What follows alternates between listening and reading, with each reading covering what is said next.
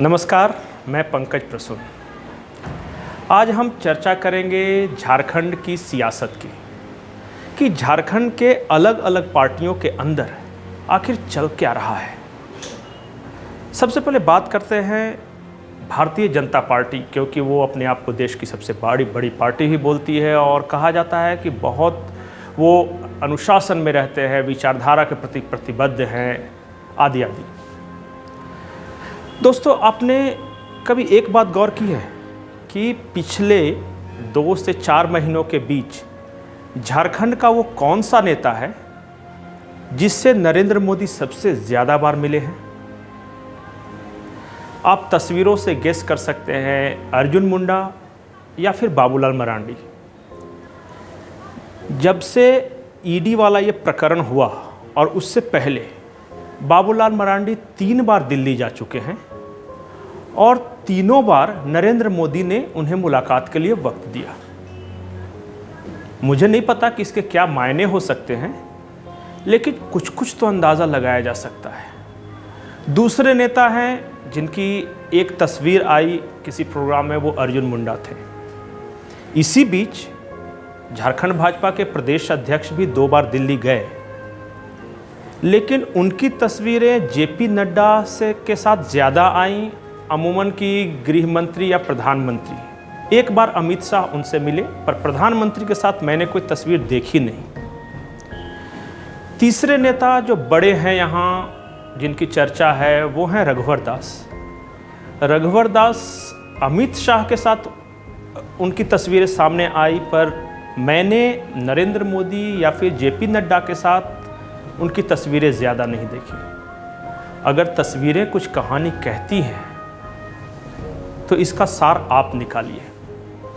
दूसरी बड़ी बात कि बीजेपी के अंदर एक और मंथन चल रहा है कि बीजेपी का डायरेक्शन क्या हो, क्योंकि बहुत लोगों को महसूस हुआ है कि जब से ये भ्रष्टाचार के खिलाफ जो रघुवर दास ने प्रेस कॉन्फ्रेंस किया था और जो उस वक्त के तेवर थे, वो धीरे धीरे कम से कम बीजेपी हेडक्वार्टर में कम तीखे नज़र आ रहे हैं। रघुवर दास अचानक साइलेंट हो गए हैं।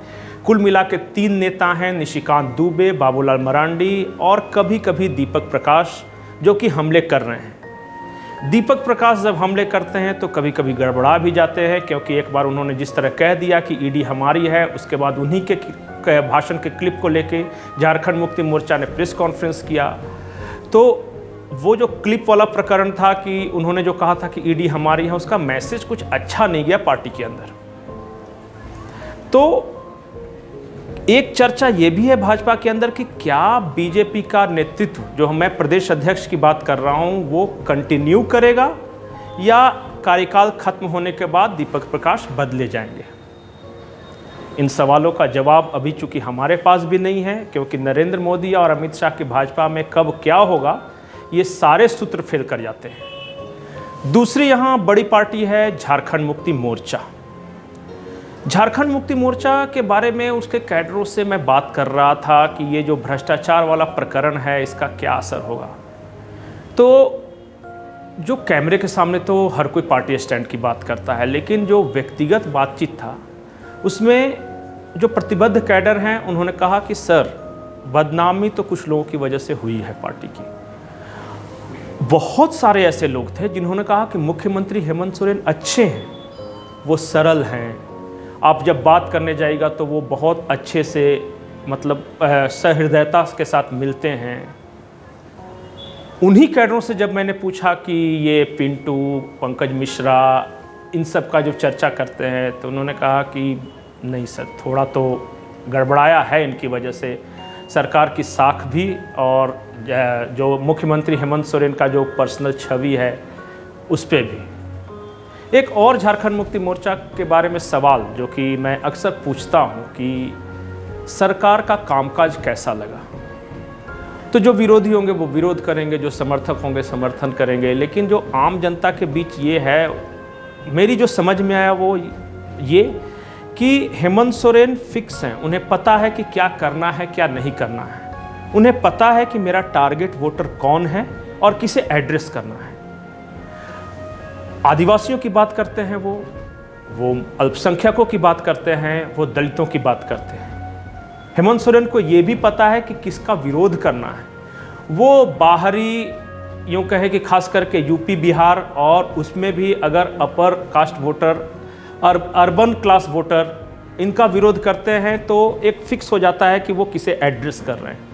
और ये रणनीति उनका दुमका में भी सफल हुआ था, बेरमो उपचुनाव में भी सफल हुआ था, और मांडर उपचुनाव आने वाला है। और जिस तरह कल गुमला में उन्होंने तीखे हमले किए, आदिवासी समाज को सामने रखकर उन्होंने जिस तरह भाजपा पे अटैक किया, तो एक साफ साफ फोकस नज़र आता है। और ऐसा लगा कभी नहीं कि वो ईडी का जो प्रकरण है या भ्रष्टाचार के खिलाफ है, उससे उनका कॉन्फिडेंस ज़रा भी कम हुआ। तो अगर झारखंड मुक्ति मोर्चा का मतलब हेमंत सोरेन है, तो झारखंड मुक्ति मोर्चा कॉन्फिडेंट नज़र आ रही है। उन्हें पता है कि मेरा टारगेट वोटर कौन है और मुझे क्या करना है और किस तरह की योजनाएं लाना है। अब तीसरी पार्टी हो गई कांग्रेस। कांग्रेस के बारे में मीडिया में भी लगातार खबर चलती आई कि राज्यसभा चुनाव में वो झुक गए, समझौता कर लिया, गठबंधन धर्म के अलावा कोई विकल्प नहीं उनके पास, इसलिए कोई ऑप्शन नहीं था, इसलिए उन्हें मानना था। लेकिन कांग्रेस पार्टी के कैडरों के अंदर एक और चर्चा है, और वो चर्चा है कि जो राजेश ठाकुर जब से प्रदेश अध्यक्ष बने हैं, ये कैसे प्रदेश अध्यक्ष हैं, और इसके पहले वाले जो रामेश्वर उरांव या अजय कुमार थे वो कैसे थे। प्रभारी को लेकर भी चर्चा है कि अविनाश पांडे कैसे प्रभारी अब तक सिद्ध हुए हैं, या इससे पहले जो आरपीएन सिंह थे वो कैसे हैं। तो यहाँ हम जोड़ियों की बात करते हैं, रामेश्वर उरांव और आरपीएन सिंह। लगभग बहुत सारे कांग्रेसी ये कहते हैं कि सर उसमें एक गंभीरता थी और उन्होंने सफलता तो दिलाई, कम से कम कांग्रेस को 16 विधायक तो दिलाए। जब मैं वही पलट के पूछता हूँ कि ये राजेश ठाकुर या अविनाश पांडे की जोड़ी कैसी है, तो वो कहते हैं कि थोड़ा सा कोऑर्डिनेशन बन नहीं पा रहा है झारखंड मुक्ति मोर्चा, खास करके हेमंत सोरेन और अविनाश पांडे के बीच। या राजेश ठाकुर के बारे में कहते हैं वो हमेशा एक दबे हुए, झुके हुए से नज़र आते हैं, ऐसा लगता नहीं कि वो प्रदेश अध्यक्ष विथ ए स्पाइन है। तो क्या वो जो मैंने फीडबैक लिया है वो सही भी हो सकता है, गलत भी हो सकता है।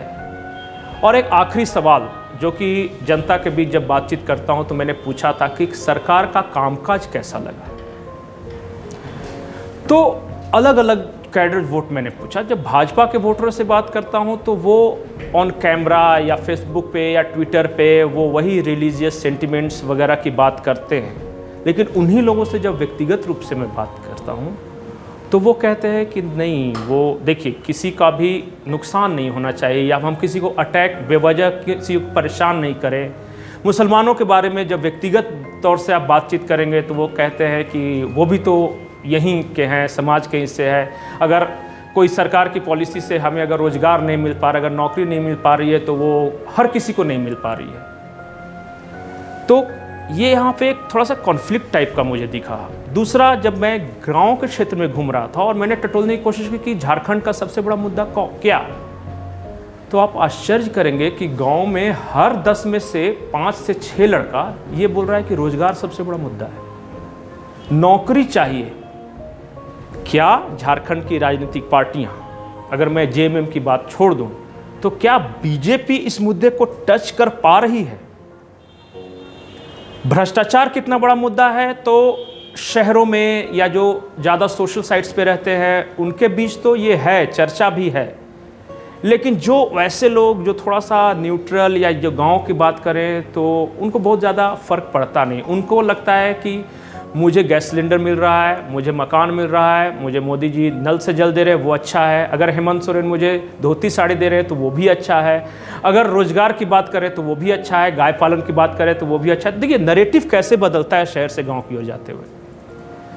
तो अगर ओवरऑल समझें कि झारखंड की राजनीति किस दिशा में जा रही है, तो हर पार्टी के, चाहे वो बीजेपी हो या कांग्रेस हो, अब जेएमएम का मतलब तो हेमंत सोरेन हो गए, वो जो चाहेंगे, लेकिन इन दोनों पार्टी में एक ज़रूरत ऐसे नेतृत्व की महसूस हो रही है जो थोड़ा गंभीर हो।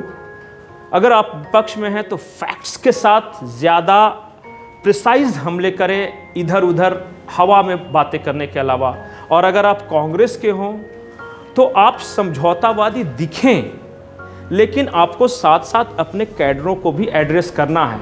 खास करके लास्ट है थोड़ा सा कि अल्पसंख्यक समाज की बात करूं तो आपको आश्चर्य हुआ कि हर 10 में से 5 मुसलमान वो हेमंत सोरेन के बारे में ज़्यादा बातें कर रहा है कांग्रेस के बनिस्पत।